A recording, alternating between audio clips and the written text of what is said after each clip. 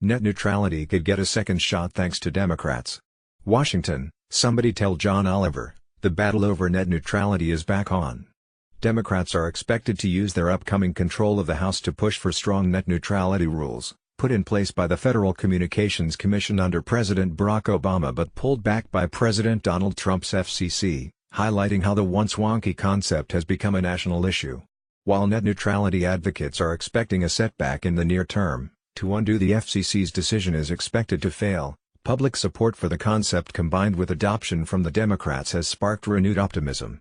The FCC's repeal sparked an unprecedented political backlash, and we've channeled that internet outrage into real political power, said Evan Greer, deputy director of a digital rights-focused nonprofit organization.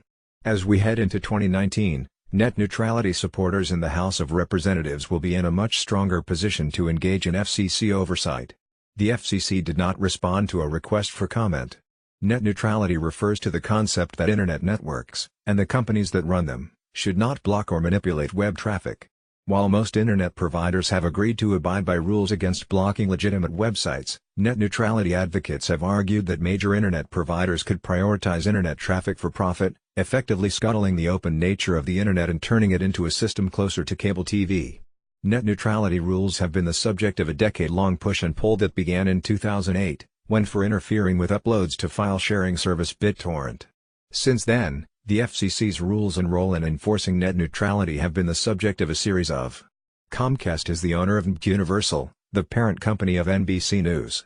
Net neutrality as a political flashpoint, however, is a relatively new phenomenon. The topic entered the national consciousness in large part due to John Oliver, who tackled the topic on his HBO show with a humorous segment on the topic, and then FCC Chairman Tom Wheeler, who helped push for the net neutrality rules and later. Despite Oliver's segment, it was when Obama endorsed strong net neutrality rules in 2014.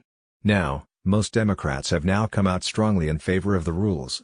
Americans have greatly benefited from an accessible and unrestrained internet, said Senator Cory Booker, DNJ. It's why I've been fighting to preserve net neutrality protections since the Trump administration entered office and began their efforts to repeal them. Democrats will officially take control of the House on January 3, and speculation about who the party will run against Trump in 2020 has already.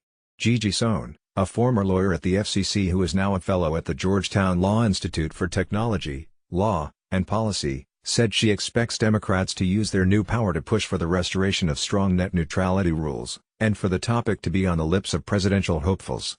I have no doubt that bills to restore the 2015 rules will be introduced in both the Senate and the House relatively early on, Sohn said. Every Democratic candidate for president, this is going to be one of their top issues. Jessica Rosenworcel, an FCC commissioner who has been a vocal supporter of net neutrality, noted that it has become a national issue, and one that has broad approval from Americans. She pointed to a University of Maryland study that found we're against the FCC's move to undo the rules around net neutrality. The only place that this has become partisan is in Washington, D.C., Rosenworcel said. We awoke a sleeping giant.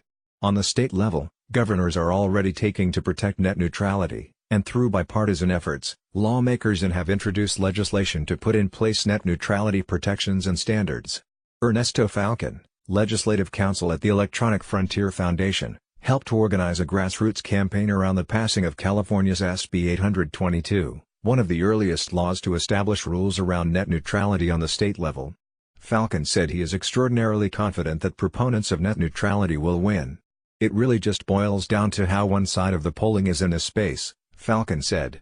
Though California's bill, deemed A, will remain stagnant until pending litigation around last year's FCC rollback of the federal rules is resolved, it represents opportunities advocates are pursuing to preserve net neutrality across all branches of government.